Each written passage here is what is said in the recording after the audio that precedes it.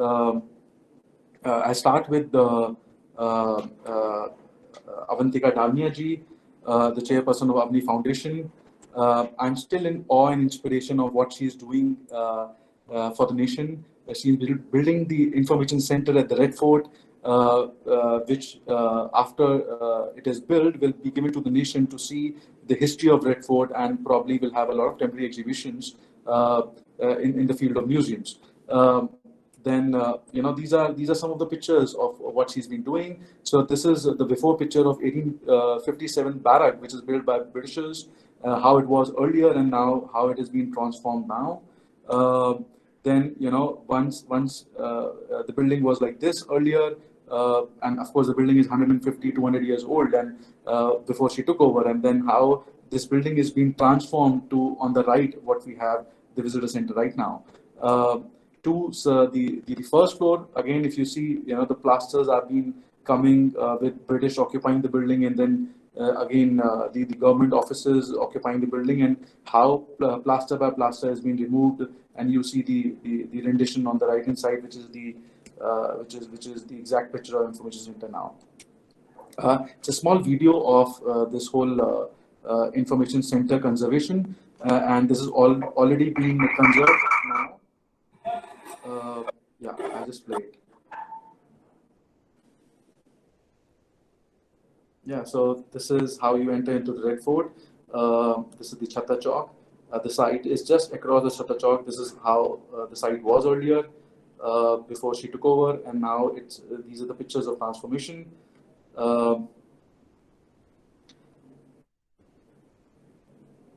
process being involved from the practices which were done 100 years ago of lime and mortar, surkhi, and using the jaggery, using all the methodologies which were of the past itself.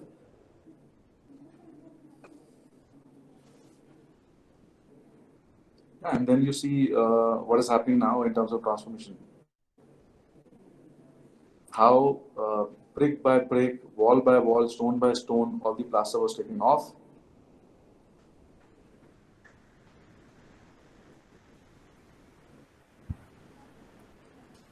There were walls in between which were taken off, lighting the overall information center. Yeah, and then the information center now have a cafeteria, a lot of installations. There are around 23 installations in the museum, in the information center. It is all in developed and the final finished stages, and probably given to the nation in a month's time.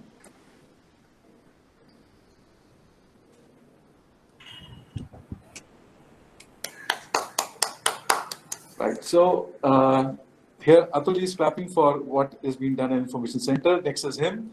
So he's been very famous now. Of course, he was famous earlier also. His new series of Maharani is coming up, and it is the top 10 in India right now. As a storyteller, he's the director, actor, and a writer.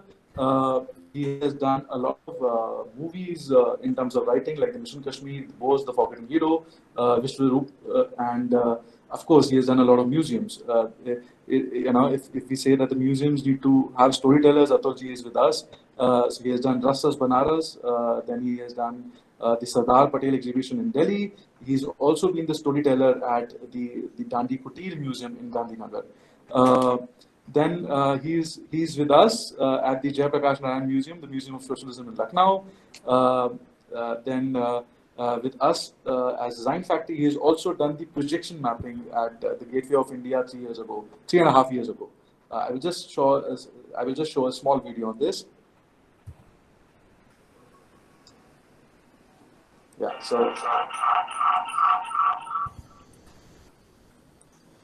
I'm not switching on the audio because of some technical issues, but I can just explain you. So projection mapping, of course, was done on the event of 15th of August.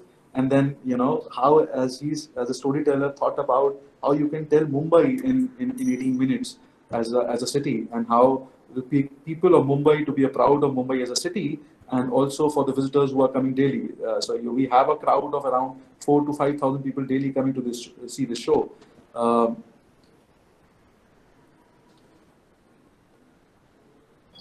Yeah, and this is the audio was done by the narration was done by Mr. Bachchan in Hindi and Mr. Nana Patekar in Marathi. Uh, yeah, and then you see how the transformation happened in terms of beautiful visuals, and so proud of this project. We can see a lot of people benefiting out of this. You can see a sea of people, being there at the gateway all the time, who are enjoying and knowing about Mumbai as a city, doing that catalyst of change, as I say. Yeah, so then we have Subrata Nath ji. He's heading the most prestigious institute in the country right now, which is the National Museum, which is the museum, which was the one of the oldest museum, and then how this museum is transformed since independence, since our 70 years, 70 75 years, and what all he's doing in today's time. So this is few examples of his work. He thought of museum not only to be a place where you come, but also to be a learning center for the masses. So he's doing these sessions in which the museum is attached to the classrooms. So digitally you show at a window which is at the museum, and there's another window which is at your classroom. So he take museum to all the classrooms rather than kids from classroom coming to the museum. It is both ways. Interestingly, National Museum has been doing a lot of virtual exhibitions during the pandemic also. I think they have already launched 4 virtual exhibitions in which actually you can virtually see all the great artifacts we have in the country. And they also have artifacts which belongs to Pakistan, which belongs to Nepal, which is so incredible in terms of history and in terms of the pandemic situation we are in. Uh, he has been also very substantial in taking National Museum to the new digital platform like the Facebooks and the Instagrams of the world. Like for example, some videos which National Museum shared had more than 50,000 likes in 15 days. So that is how he's taking National Museum to the new level. Yeah, and then he's been responsible for creating the new National Museum at the Red Fort itself. This National Museum is also at the finishing stages, will be there for the country in the next 1 month, where the museum is the biggest museum in the world on arm and armors. So this is where he is documenting all the armors of the country, from Tipu Sultan to Maharaja Pratap to what is being used in the current day's time.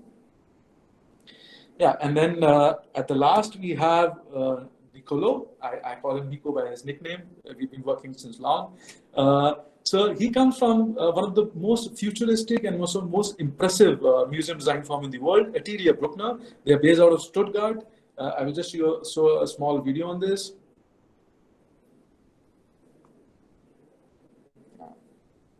All the projects fascinate me a lot.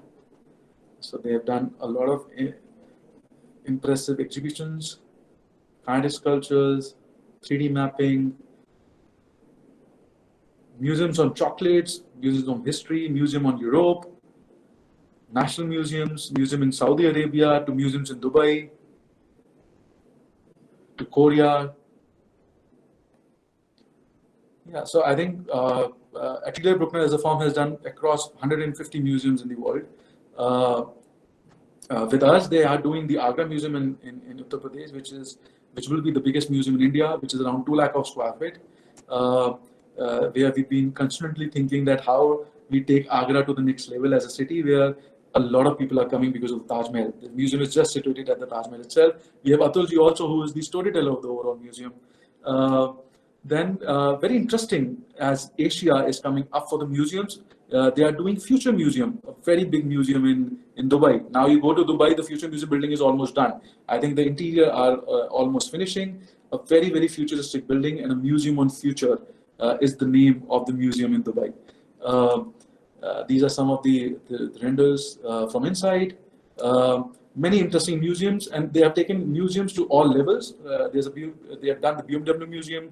They have done a museum on chocolates, as I said. They have done museums on history. They have done a museum on Islam also in Saudi Arabia. So it's very interesting the way they are taking museum as a field together. Yeah, these are some of the exact pictures from the BMW museum. Yeah, this was the brief introduction. I will now open to the questions. Yeah. I will just stop sharing my screen. Yeah. So I will first start from Atulji. Atulji, very welcome, warm welcome. Atulji, I have seen you in my journey of museum design since last 5-6 years, and then we have worked together a lot, and we have almost discussed every point that how the story of the museum as a space need to go to the audience. So you have been doing the storytelling in films, which is one-way communication that you go to the screen, but how you do that in a space. And I still remember, we went to see your museum in Dandi Kutir, and where you explained me that how a story where you introduce Gandhiji's wife to a viewer can be a panel or the way you did it. Just show some light on this.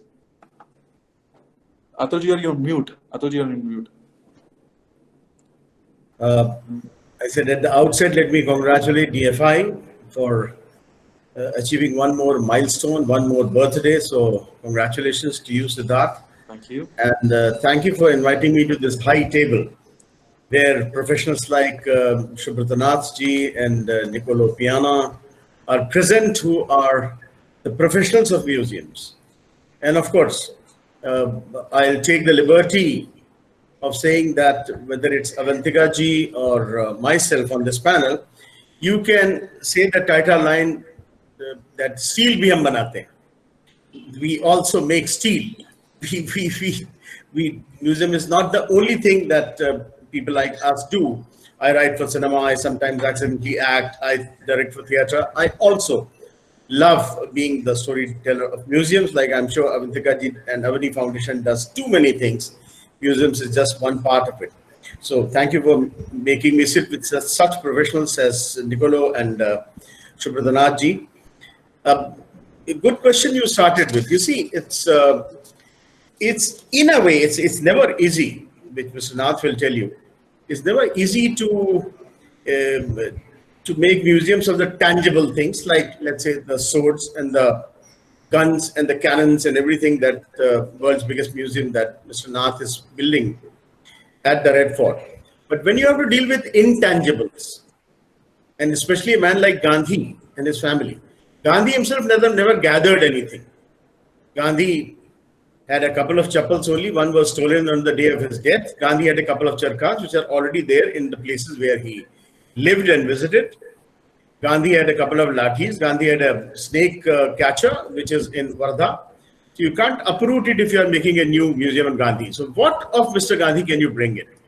So that's where perhaps the role of a storyteller like me comes to the fore. And the particular panels that you were discussing with me was about when Gandhi gets married at the age of 13 and his wife is 13 and a half. Now, this is a story which is very necessary because Kasturba had a big part to play in Gandhi's life. I always say if Kasturba was there, not there, Gandhi would not have become a Mahatma. So just to introduce the brief, I'll just talk about two little panels. So you see a picture of Gandhi's bedroom, from which window you could see the basti behind.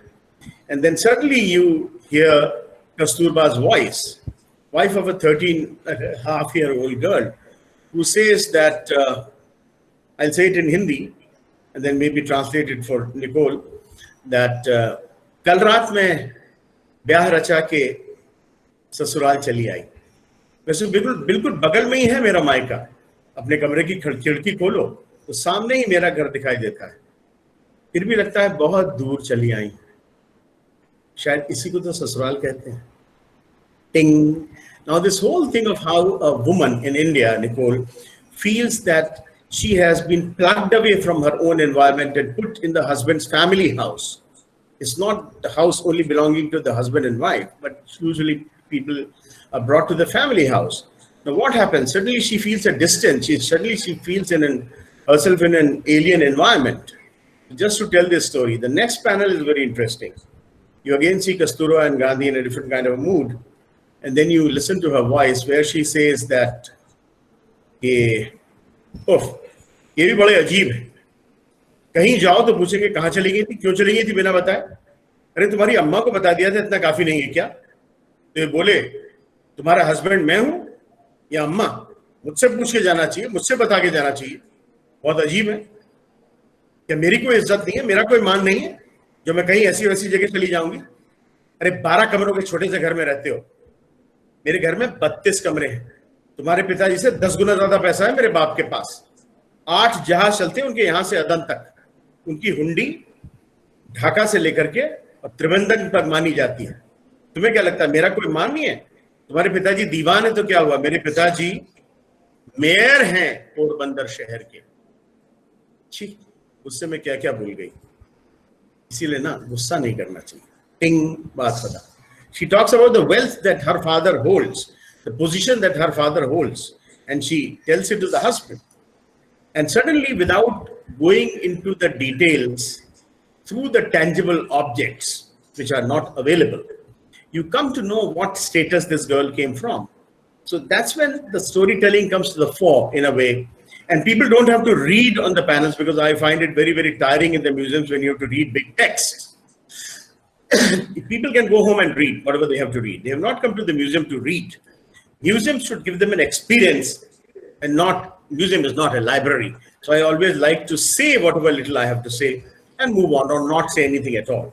So this was just 2 examples of how storytelling comes to the fore, especially when you are dealing with intangibles, like the story of Mahatma Gandhi. Mahatma Gandhi was a man about whom Einstein said that future generations will hardly believe that such a man walked in flesh and blood. You can't be putting flesh and blood, because he was beyond the flesh and blood.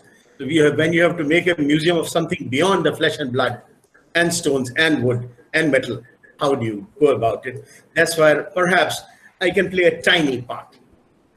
Siddharth. Thank you, sir. It was really, really well conceptualized. I will move on to the next question, and then again I have a question to your answer, but I will take that at the end. My next question is to Avantika ji.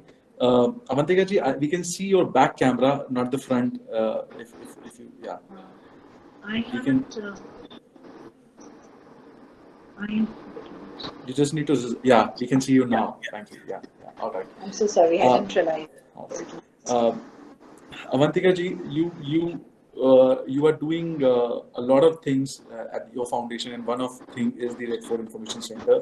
I just wanted to know that why the Information Center, why the museum? What is your journey of thinking that you want to do something like this? Where we still see a lot of private organizations, a lot of people from the private sector doing that, but it's still a rare thing in India. What you thought in the era of Indian museums, where I think 95% of them are being done by the government, to do this social change and give it to the audience?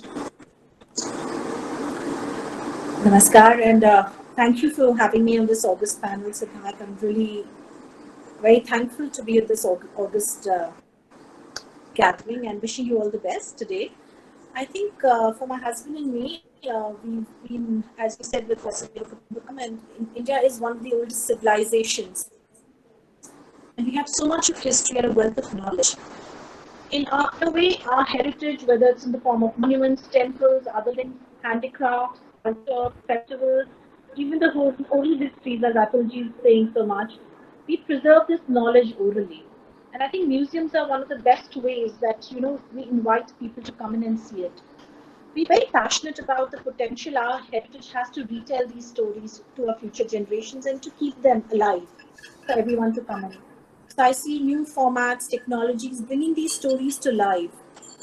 Over the years, my husband and I have always traveled to different countries and seen the beautiful exhibits Israel, Greece, England, France, and Egypt have. They've been able to elevate their museums to heritage attractions. You go into that country to look at that museum, to look at that monument. So the culture is not just displayed, it's actually celebrated over there. In India too, as we have the beautiful National Museum, we have the Indian Museum in Calcutta, amazing museums, the Calico, which is another private museum. However, while our museums are good, they're still not at par with the international level, as how I feel. Today we're changing, we're upgrading ourselves. I think what my husband and I really felt is that we need to think big. We have so much of culture, we have so much of itihas, we have so much to offer the world, not just our nation. And we are very grateful to the government to give us the opportunity to work with them at this most prestigious site. as a child, we've come to Red Fort so many times and not known what we had to see. We would come, we would walk around, see the buildings, and depended on the guide who was with us, we could have either had an amazing experience or not understood anything at all and just walked away in 10 minutes. So I think what we have tried as our first attempt with the Red Fort Visitor Center is to bring history alive, to bring the itihas of this beautiful monument of unity alive for all the children who come here, for all the visitors, for all the travelers to come and experience the Red Fort with a different dimension, with a different perspective. And Dalmia Bharat, amongst other things, as Atulji says, we also make cement. So we understand the importance of building things that endure. We are therefore committed to preserving and presenting our rich heritage in a way that it can last for generations. In my own capacity, I want to help India's cultural sector do the same, hopefully even in a better way. And I'm really grateful to Siddharth and his entire team for assisting us. And I would love to invite all of you when we can formally launch our museum. Thank you. Thank you for this insight, ma'am. And I must congratulate you that we have the government officials with us. It is very nice that something like this is happening in partnership with the government. It is a lot of work, hard work going in. My next question is for Subrata ji. Subrata ji, you are not on camera, but hopefully you can hear me. Subrata ji, you being a national museum, and national museum is again, getting into at least I can see you are opening up the Central Asia exhibition, then you are doing an exhibition on Buddha, and these are new 3 or 4 galleries which are coming with, I can see, huge paintings on Buddha. I mean, I went there to see things with you, and you can see paintings of like 6 meters by 6 meters. How you are preserving those, and what do you think is the future? Thank you, Siddharth, for inviting me to this gathering, and excellent work, I must say, by Design Factory of India for convening this kind of a panel discussion. Yes, Siddharth, you have rightly pointed out a valid question. That museum is not actually all about display. Actually, what the normal people think about museum is whatever is there, the display and the storytelling, creating experiences, connecting with people and all those things. But I can say this may be about the 20 to 25% of what museum actually do at the back, actually do at the front end. So basically, if you look at the back end, there are 80% of work which is being done at the back end. People, the normal visitors, they may not see. Siddharth has the privilege of visiting with me to our conservation lab, to the work in progress kind of a laboratory, work in progress kind of a project. Actually, if you see that the National Museum has a collection of more than 12,000 objects which came from the Central Asia, the Xinjiang province of Central Asia, and it is a Buddhist heritage, and it has got the Buddhist art and with lot of influences from Indian art. So for the last, I can say about 50 years or so, it was lying in the storage of National Museum. And I'd like to say to this gathering is that National Museum only displays about 3% of its objects, only 3%.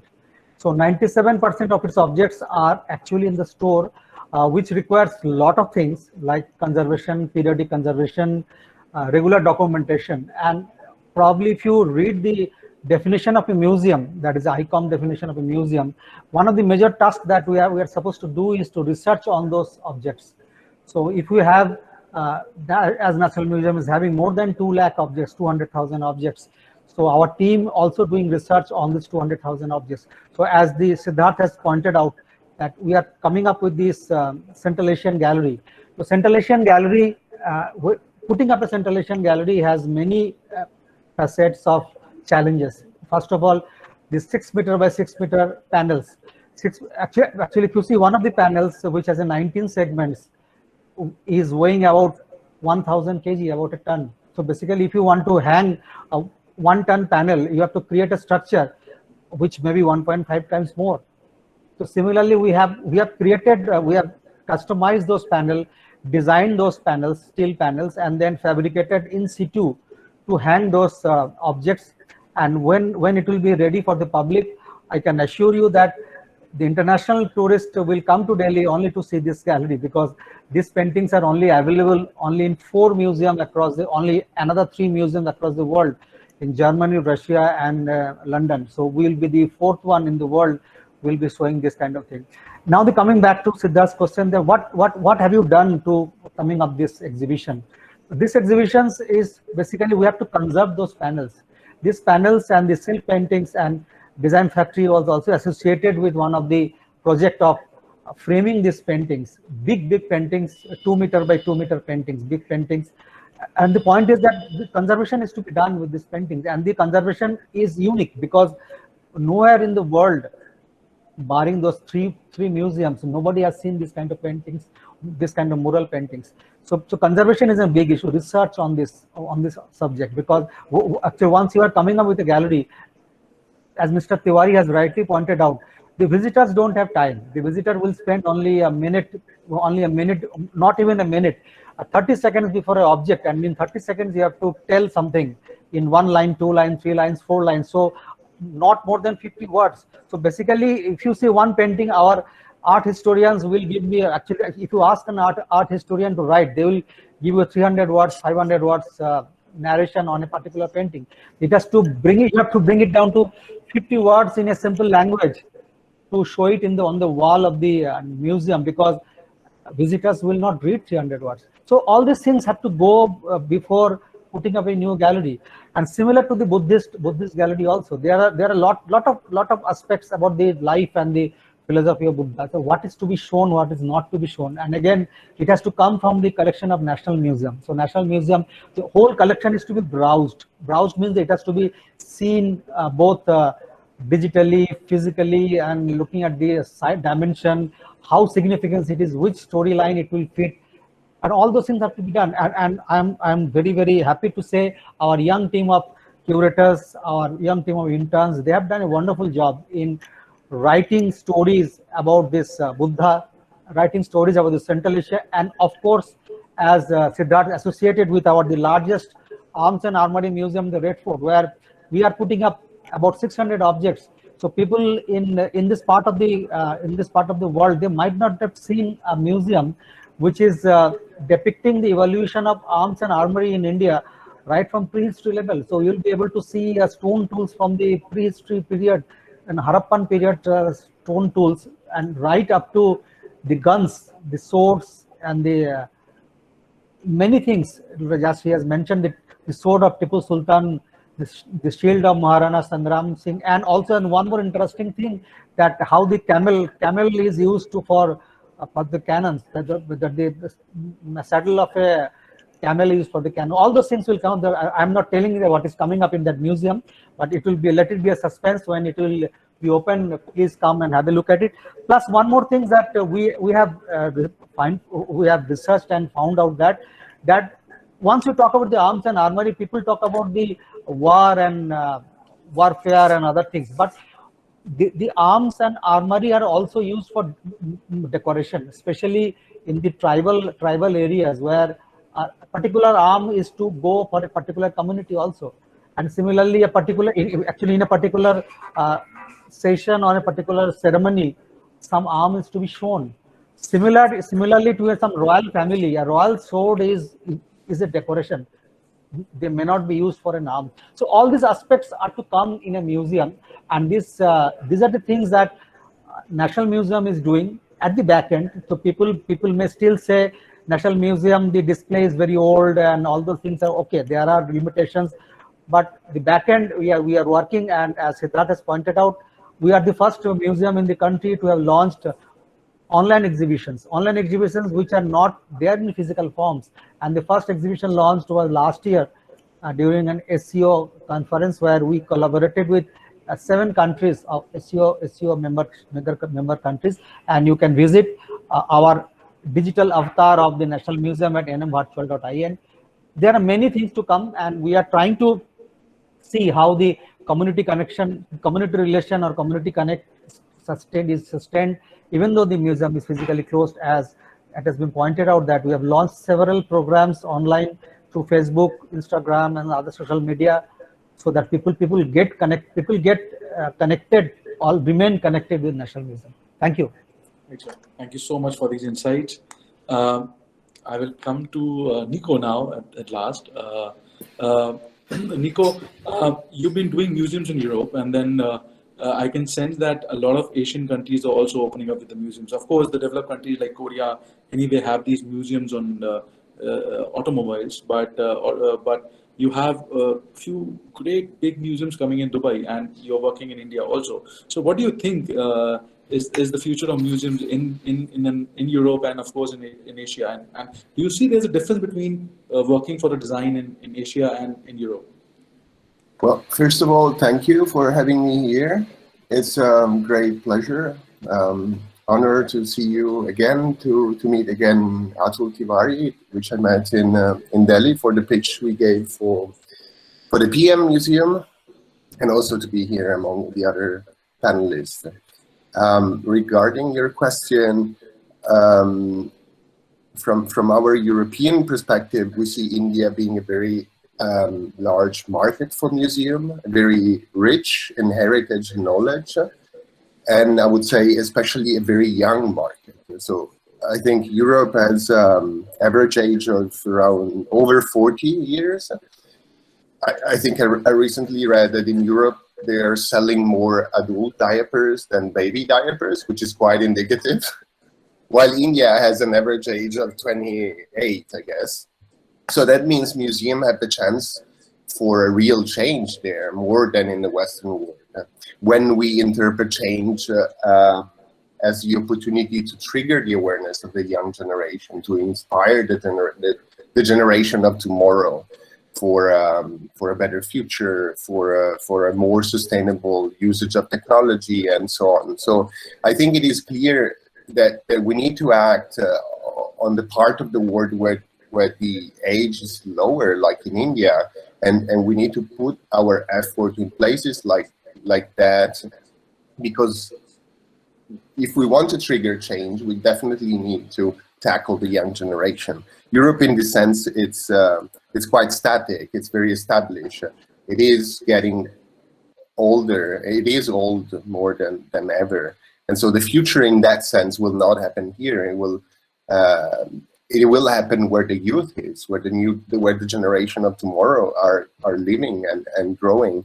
And museums, in this sense, they are very important. They could at least have a very important role. So,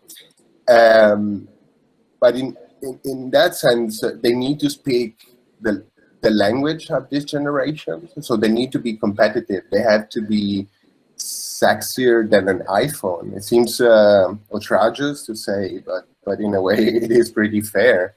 I mean, what will lead youngsters to a museum? What will fascinate them? Of course, we will go to a museum because of the experience, the spatial experience, so something that cannot happen on a screen. And of course, we will go to a museum because of the artifacts that in certain cases are the evidence of the past. But the overall experience must be engaging, and must be cool, and must be sexy, as said, and it must be interactive. I mean, phones are really, really interactive. At least they seem to give us the control over what we're doing. So in that sense, museums should head in a similar direction. So the youth need to feel the chance to control what they're learning, to choose what to learn, actually. So we see a lot of potential in India tackling the idea of change, or museum as being a catalyst of change, as this panel team is, because of the audience average age, and also because of the need of change in terms of, I would say, societal structure, in terms of moving towards a more sustainable future, in terms of energy, in terms of industry. In that sense, responding directly to your questions, we always see museums holistically. So we see them different in every country, because to trigger this change we talked about, the museums need to adopt the cultural language of the country they're in.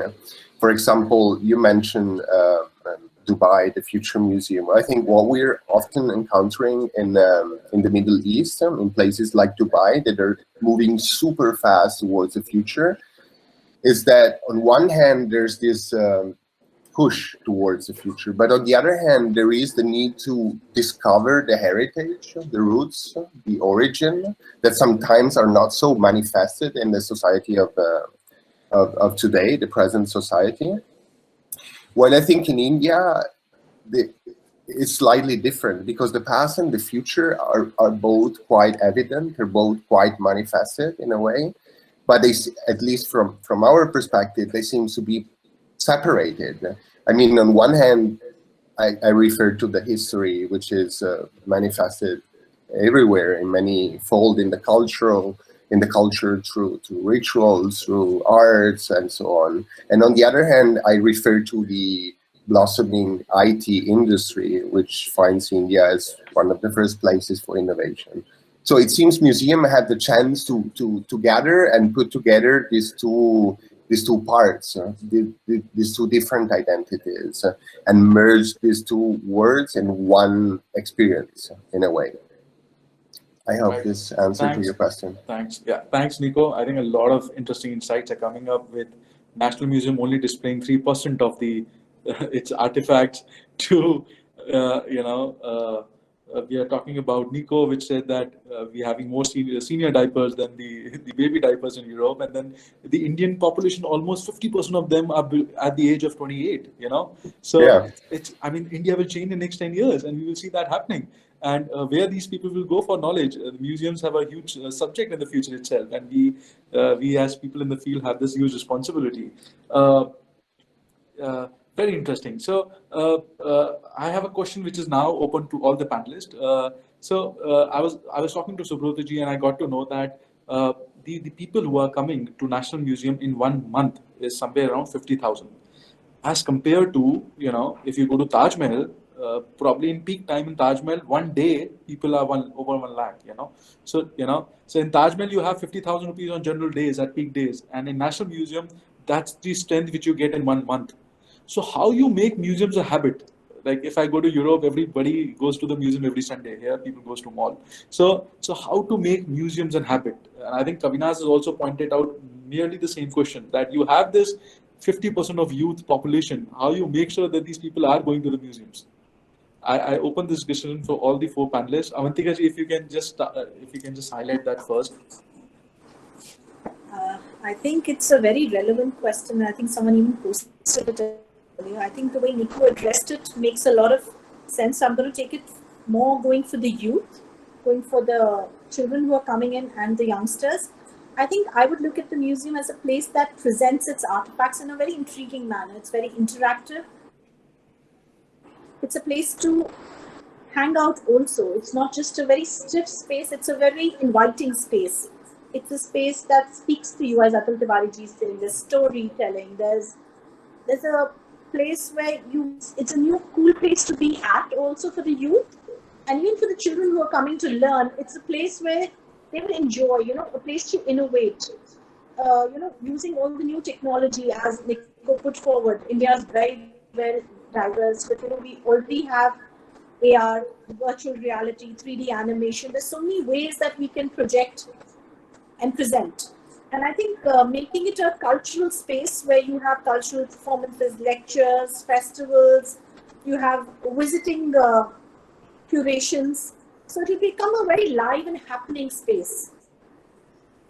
So I really look at museums coming up as a catalyst of change, being very interesting, very narrative, being very experiential. You would say, oh my God, this is so interesting, let's go back. And when you change a museum over time, then there's always something new to look forward to. So that's how I look at it, as a constant place where there's a lot of change, and the way we depict the same thing with a different perspective every time you come to it. Beautiful. A place to hang out, a place to innovate. This is where people will come. Atulji, your take at this. Atulji, you're on mute. Atulji, you're on mute. Yes, Siddharth. I was saying, yeah, it's wonderful what Avantika ji has said, that it should be an inviting space, it should be a fun space. And Nicole also said that it should be addressing the younger audiences. In India also, we have unlike Europe, what he talked about, the adult diapers and the young diapers, India has a huge young population. About more than 35% of our population is a young population under 30. So we have to catch them, because if we want to really museums work as a catalyst for change, you can't change the old people, as they say in Hindi, ki budha tota nahi seekhta hai. It's only the younger parrots which can learn a new tune.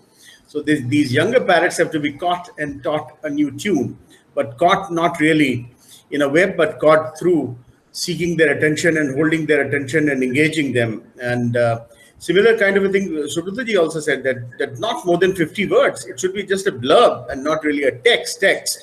So these things have to be done. And I could see one more question in my name, that how do you balance between the tangible and the intangible? Yes, of course, in a museum, you will need some kind of a tangible display. Otherwise, it will become a radio play. I'm not saying that a museum should be a radio play, a replacement of a radio play, where you go and listen to all the things. But like, for example, in my Gandhi Museum, which is world's largest museum dedicated to any individual anywhere in the world. That's why if Mr. Abe comes to India, Mr. Modi takes him to this place. He started getting it made when he was the chief minister and inaugurated as the prime minister. And he's proud of it, as we all are, those who helped create this space. So of course, you have an audio, which you're wearing all the time. Audio is catching the right signals at the right places with a shortwave kind of a radio. But the thing is that for those displays which you have to create from intangible to tangible. So what do you create? That's a difficult thing.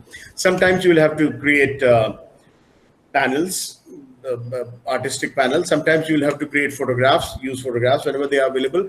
I've used a lot of films and a lot of other kind of experiences through projection mapping, a lot of salt, pepper ghosts, and different kind of things. You cannot be determined with one kind of a thing.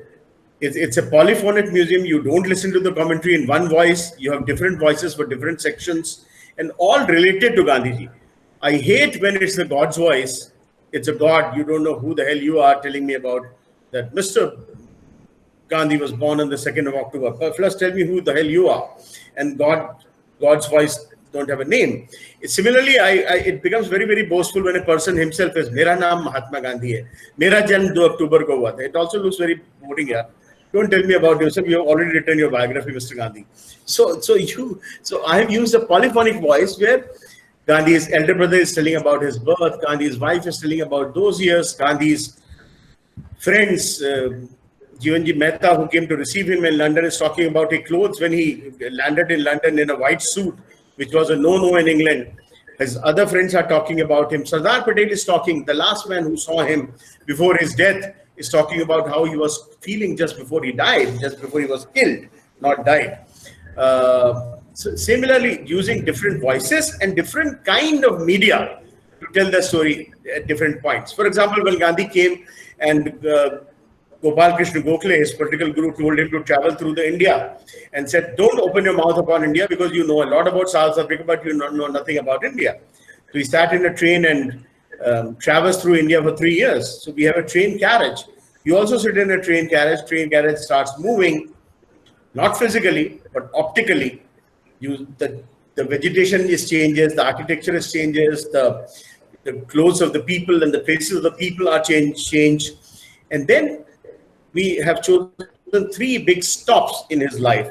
When he went to meet Gurudev through Bolpur station in Shantiniketan, when he went to Madras to address the Madras Mahajan Sabha, and then in the north when he came to BHU to address the inauguration ceremony of BHU. So those things you tell through small little filmlets. You have to choose different kind of media to tell these stories. There cannot be one size fits all. Sorry. Siddharth. No problem. Thank you for this insight, sir. I think we keep on discussing this, and then probably the future of the museum is and I'm not shouting it out because I can be wrong in this. The future of the museum probably is that there is no text museum. You don't have any text. No text museum. You go and experience it. That's how you know. You hear it, you sense it, you experience it. And I think that would be the choice of Nico also, where they're doing a lot of immersive experiences in all their exhibition design. My next question to the panel is that, which I think I will start with Subroto ji, and I think a lot of people also ask, we see, these museums are also the places for tourism, which are actually helping people. Like you have the Bilbao Museum, and then suddenly the Bilbao Museum comes to be the center of attraction. How beautifully Dubai has done it. Abu Dhabi started with the Louvre, and they say that they don't have a history. Of course, they have a history, but they don't have a huge history like India or a Berlin. So they say that, as Dubai and Abu Dhabi, we have been the people who do trade. We are the center of the world. So they collected objects from across the world and they made Louvre. And that is the concept of Louvre Abu Dhabi. So beautiful, So as you enter, you will see artifacts from 5 different continents at one place. And that is what the Louvre Abu Dhabi is all about. They are doing beautiful future museum.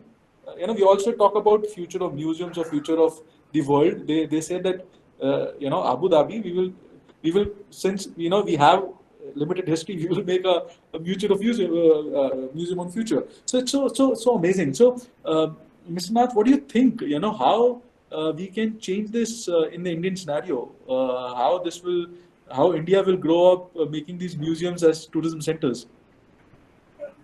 Actually, Siddharth, as I was discussing a few days back to you, actually in India it is on the other way around. We are developing museum at tourist places, where in the other countries museums are first developed and the tourist comes across the museum. So basically, if you see, we are developing museum at Red Fort. Red Fort is already a tourist place, so we are not adding any tourism value, but more tourism attraction. Of course, the tourism value will add on after we have all those museums coming up to the Red Fort. But again, Red Fort is I think the second largest visited tourism place in India. So basically, these museums are not doing substantially any addition to the tourist footfall in Red Fort. Had we been selected, the cluster of museum coming at some place in Greater Noida or some part in Gurgaon or so, maybe we could have created a tourism cluster, but we are not thinking that way. Another point is that if you see in India, the structural issues are something different. Actually, if you see in India, all these museums, mainly the majority of the museum are in the public sector. Public sector means they are in the government hands, and they are located in the city, in the capital cities, and plus the ASI museum. ASI museums are mostly site museum. Site museum means that ASI museums are basically supplementing the tourist site. For example, if you develop a museum in Taj Mahal, you are not adding anything to the tourism attraction to Agra. I don't think so. Similarly, if you are adding another museum at Humayun Tomb, that we are adding a museum in Humayun Tomb, I don't think so. It will add greatly to the tourism potential of the Humayun Tomb. All you have to think is that we have to think of a designing or the developing a museum cluster at a place which is completely virgin, where the tourists they never go, or perhaps a place where the tourist footfall is very less. For example, Tughlaqabad Fort. Tughlaqabad Fort is a tourism place, but people they don't go to Tughlaqabad Fort. Similarly, I have seen one place near Bangalore, which is Devanhalli Fort. Devanhalli Fort is quite famous because it is the birthplace of Tipu Sultan. Basically, where we should develop a museum on the Tipu Sultan or maybe the South Indian kings, then the Devanhalli Fort will become a major tourist attraction. People go to Chamundi, people go to another place very nearby, that Nandi Hills. People go to Nandi Hills, but they never stop at Devanhalli. So we have to think that way, that what are the tourist places we have where the tourist footfall is less, but there is a potential, and there we can develop the museum. There is no point of developing a museum very near to a big tourist destination. For example, if you develop a museum in Victoria Memorial is having a footfall 40 lakhs per annum, 4 million per annum. So you create a museum inside that, it is lost into that footfall. Probably you have to think differently. And coming back to the previous question, that why the museum footfall is less in India compared to the other countries. Well, I'm not blaming uh, the grooming up or something like that. Even people in Delhi, if you ask any random people how many people have visited the National Museum, they say, "Oh, my children they visited from the school, but I have never visited." Something like that. Something like that. So basically, that what Siddharth has pointed out, that 7 lakh visitors per annum, we are not considering the school children. Of course, there are school children. School children, they are forced visitors because it is a part of the curriculum, so they have to come. But the point is that why the people are not coming to the museum? That is a big question. That is definitely we have to answer this. That why people are not coming to the big museum? Why the competitive? We are competing with the malls. We are competing with the shopping malls. We are competing with the India Gate open space, Connaught Place shopping area. Why you are competing with them? Why the museum has a different segment? We should not. We don't want to compete with the shopping mall where people go relax, take some coffee and come back. Probably the problem is that the time issues, that we don't have time, especially the younger generation. The younger generation spends, I don't know, I don't have the actual figure, but maybe 6 hours on looking at their mobile. Probably that 6 to 7 hours they look at their mobiles. So if they look at 6 7 hours looking at their mobile, and then maybe 8 hours at sleep, and maybe 4 5 hours interacting other things, then how many hours they have left? We have done a small study of the visitor profile in National Museum, because many of the attendant or the participants willing to know of the business potential. Some of them asked about the business potential of museum. That the business potential of museum completely dependent upon how long the visitors stay in your museum, how long they are staying in your museum. So in National Museum, if you see the hop on hop off buses, they will give a time of 1 hour. So people coming in hop on hop off buses, they have to come out within 1 hour, because the next bus will come and something like will happen. Similarly, tourist buses, especially the foreign visitors, they come in a group and they have a fixed timing of say 90 minutes, 2 hours. So in National Museum, we have developed a program which is called Museum in 90 minutes. So you take a brochure from the reception area. So it is given that if you want to cover the museum in 90 minutes, you just see these objects and go away. Because if you want to see the museum, National Museum, one day is not enough. Even if you spend a full day, it is not enough. So we are generating the program that you spend 30 minutes. This is a 30 minutes tour. This is a 90 minutes tour. And similarly for the audio guides also, if you follow the audio guides, we are covering only about 120 objects in the audio guides, whereas we are displaying about more than 4,000 objects. So this is a big challenge. So I'm not telling Madam Dalmia may not be having this challenge, but because the Dalmia Interpretation Center is sitting on inside a tourist place where we have 60,000-70,000 visitors. So in Red Fort, our Arms and Armory Museum will definitely have more and more visitors, because the tourist attraction is the Red Fort. People coming there, even 20% of coming, 20% coming to the Arms and Armory Museum, it will be double of the National Museum as a whole. But people should come to National Museum, and one of the panelists has rightly pointed out what kinds of experience that you are creating. That I think Siddharth has given some slideshows where National Museum is the one of the very first museum in the country. We have got a complete experiential gallery in our museum, a virtual experiential museum on Ajanta, which is very, very unique. I think one of its kind in the world. And although it is not currently open to the public, but we have done some dry run with the people. What is your opinion about that? So people say that if the experience is not given in 10 minutes or 20 minutes, 15 minutes, then we don't have time to stand in a queue to see an AR, VR, and then all those things are not touching a screen. And another point, that in 2019, we introduced the touchscreen kiosk in our museum. Some of them are already shown in the presentation. And unfortunately, the traction is only from the young children, not even the young generation, the children basically. The children of 10 to 16 years of old, they only use those touchscreen kiosks. So far as the somewhat older generation is concerned, or the 25 plus to 35, 20 or 35, they don't bother, because they say if it is not available in the mobile, then nothing is available to them. So we have to make everything available to their mobile. So basically, I think we have to think that way, that your museum and the visitors mobile and all those things, how we can integrate it, so that people standing near Janpat, their mobile should get some kind of a ticking that okay, another 100 meters you have a national museum, you go, I'll guide you, that if you want to spend 30 minutes of time. So something like that.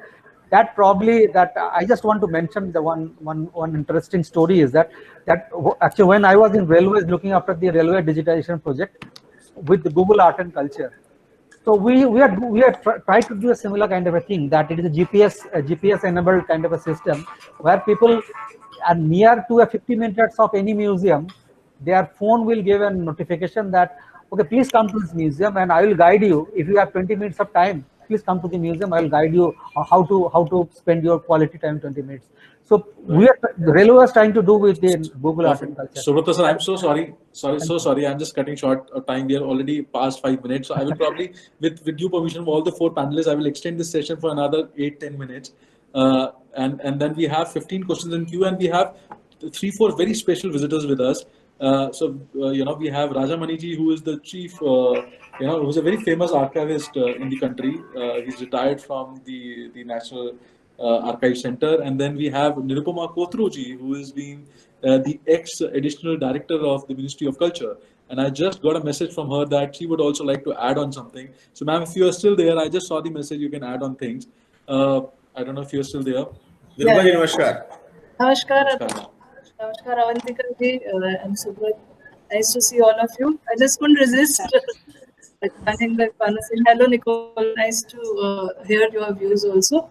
I think already what Atulji and Subratji were talking about, how to make museums more attractive, less text, more audio. I mean, obviously that is the way you will go in the future. But Subrat was telling you exactly what the challenges we've had when I was also in culture. Because as your topic today was museum catalyst for change, right? So what change are we talking about? Change in the culture, the education of people for culture. Atulji is also from a film background, so he'll know it's also a struggle to have film awareness in the country. There's a very small, actually, viewership which is dedicated and will watch films, will pay money. And theatre even worse. Theatre has nobody pays from their pocket. I mean, Ask me. So, as Subrat was saying, now you have to compete with malls, and the younger generation wants everything on their device. So, what do? So, this awareness and education has to be done in such an attractive way that whole families make this an outing, and there you have to do aggressive marketing to some extent. Because if I go, say, to New York or to any European city, I walk into the hotel, first thing the concierge will give me all these attractive brochures to define this play is running here, this musical concert is here, this theatrical concert is here, this is the closest museum. As Subrat was saying, some notification comes on your phone automatically. So we really need these aggressive tools of marketing our attractions, especially museum. And National Museum, you can imagine such a good location. You can't get better than this. It's bang on Janpat. It's so accessible. It's next to Taj Hotel. But I'm sure many of the visitors in Taj don't drop by, which is such a shame. Because you have such fantastic objects in our collection. So I think technology will have to play an important role, and I'm really happy, Siddharth, you and others in the private sector are joining hands with the government. Avantika ji also her project in Red Fort. We'll have to keep reinventing and thinking of new ways to attract the public. At the same time, keeping it low priced. One argument and discussion we've had a lot in the ministry. For example, when I don't know if some of you remember, we had the Nizam's jewelry display a few years back. There's a lot of argument that make it more expensive. So we said no. I want my driver and his children to come to the museum. I don't want to leave anyone out. How will you otherwise educate people about your culture? About even Atulji is working on this project on a dome film for our science city. So even the culture of science, fortunately, it's also in culture ministry. You will not be able to propagate this if you make it costly. You'll be surprised. I was once in a meeting in Louvre and they told me, want to know from you how to further democratize museums. I was really amazed to hear that because they said so many of your museums are free. And Louvre, as you know, also other than Abu Dhabi, they have opened another branch outside Paris in a very small district. I'm forgetting the name, Colomino. So you really have to think of newer ways to attract younger generation. Virtual galleries like Suprath has been doing are a fabulous idea. Virtual museums, virtual tours, but those tours should just excite people and bring them into actual museum. That is the real challenge. Which will happen if you get these tourist spots, energize the whole sector, integrate it into tourism sector, and make them very hard. The IAM will give you a good package. Come visit the museum, and we had extended timings, if you remember, 2 years back, because for working couples, especially who can drop in the evening, we extended on weekends also, made it up to 8. So all these things will have to be done. But I really am excited. Thank you for letting me speak. It Thank you was so a much, nice ma'am. session. And it's Really incredible to see enjoyed what you have it. been doing since last 2 years. I think 3 you years. yourself has been engaged for Yeah. in last 2-3 years. I've been Yes, seeing yeah. constantly the kind of museum which you are developing. I think you've been working on at least 10 museums, from Subhash Chandra Museum at Kolkata to Viplavi in Kolkata again, to PM National Museum, to Museum. the National Museum, to the Museum on Kashmir, the Museum on Freedom Struggle. It's just such incredible what country is up to now. I will just take the last question now, which is common for Avantika ji and Nico both. And I see at least 5 people asking the same question. But the question to Avantika ji is that Akansha is asking that they are very excited about the kind of private sector coming up into this field. So, what are your future plans? What do you think is your future in this field? We are very, very grateful and very excited to be getting a taste into this space. So I think we would really like to learn from all our peers and to learn from our experience and then really take this forward, because for us, this is not a investment that someone else said to, make up or take back. This is actually giving back to society for us. So it's actually giving back to our nation, and it's about being proud about what our nation has to offer. So we're really excited and would love to, get more opportunities to do the same and create a culture for our children and the youth to go to museums and to enjoy that space. So it's something that we really look forward to, and we look forward to all the government assistance and participation in helping us go ahead with them. So we're very excited, and we're looking for more opportunities in this area. Thank you. Thank you. Nico, this goes to you also. A lot of people are asking what you are up to. What is the future at Atelier Bruckner? I think the future is to do probably more self-initiated project and to do sort of museum laboratories where we're testing all these groundbreaking ideas. So I think if we really want to tackle change in the institutions, probably we need to show them what are the opportunities and what are the possibilities.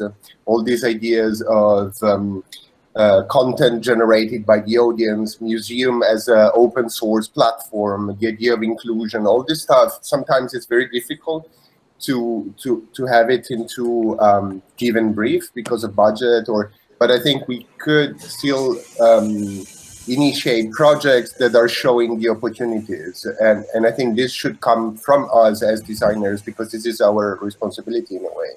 So I would say that. Then there's a lot of other answers to your questions, because I would say that technology will be completely merged with space and will be somehow invisible but highly present. So I'm still waiting the moment when medias will take over the entire space, and so they will be really part of the experience, having a physical presence rather than being confined in a screen. But yeah, I would say the first answer is the most valuable to me at the moment. Thank you, Nico. Thank you. With this, I will end the session. I have a lot of questions lining up. I will probably send these questions to the panelists, and then if they have time, they can answer it, and then we will mail you these answers back. I will end the session with the launch of the Tours book. I'll just give you a small introduction and finish it in 3-4 minutes. So as a practice, we thought that it's beautiful to see these museums across the world, and then we have learned a lot after seeing these museums. So we thought that let us take a bunch of people every year to one part of the world, and then we see museums there. So it is something which is open for our office, and the people in India, anybody can join. So we started this 2 years ago. Unfortunately, last year during Corona, we were not able to go anywhere. So we thought that every year we will take this bunch of people to a part of the world, and then we visit different museums of that part, and then document the history of looking at these museums and making this happen in India. So yeah, I'm just sharing my screen for the launch of the book itself. The name of the book is "And the Tour is the Tour." So 15 of us, 10 days, 3 countries, 12 cities, 100 places, and of course 65 museums. We did that last year. We wish to do this year if the situation allow, and then probably every year. And we will invite a lot of people from the community to come. So we did this, and we were in Germany and Poland. We saw a lot of museums of Atelier Bruckner also. By the way, Nico, you were there. You were not there at that time, but we went to your office. Atulji absolutely know this. He was trying to join, but unfortunately, because his shoot of Maharani probably, he was not able to join. It's a very normal book where we talk about the project we went to and talk about the introduction, like this is a museum of Micropia done by Costum Dion in Amsterdam. Which is inside a zoo, So there's a museum on Micropia. So they say people go to zoo to see the bigger animals, but people don't see the animals which you don't see by naked eye. So there's a museum inside the zoo to see the insects, to see the Micropia. Beautiful museum. Like for example, you enter into the lift, and then lift takes you to what the subject is all about. So as you go to the top layer, the lift concentrates to your eye and tells you that in your eye there are at least 1,000 microbes, and the museum is about these insects which are in your eye. So it's beautiful. It's spatial learning from that. It's a general book, and then the learning. Design every bit of it. It will count. And every project has been featured like that in the book itself. So how Micropia, the lighting was just the floor. They need to show this as a test lab. So you see no lighting in the museum. Only the floor is lit up. Then there's another example of going to the Atelier Bruckner office. There we saw a lot of passion about museum designing and how they experiment a lot of things. They say process is the most important thing for the result itself. And so the learning was loving what you do and controlling in extreme detail through process. Don't leave it. Do this till extreme detail. Yeah. So this is in book there are around 600 pages. We have covered around 100 projects where we went to. So these are some snapshots from the tour itself, and of course it is. We try to make it very, very cheap by usually using hostels and coming back to our bachelor's life. Unfortunately, part of the world the hostels are very livable.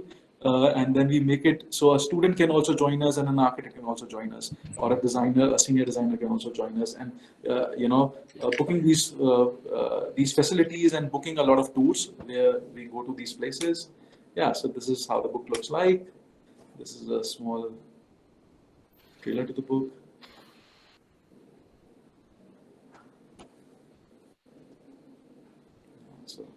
It is just taking day by day and then counting on different projects, telling about the inside, the details of a beautiful project done by Costum Dion, by Atelier Bruckner, by Levinstein, by Deva Chipperfield, all big designers. We try to interact with their studios. We try to get people from the museum government background and try to meet them also.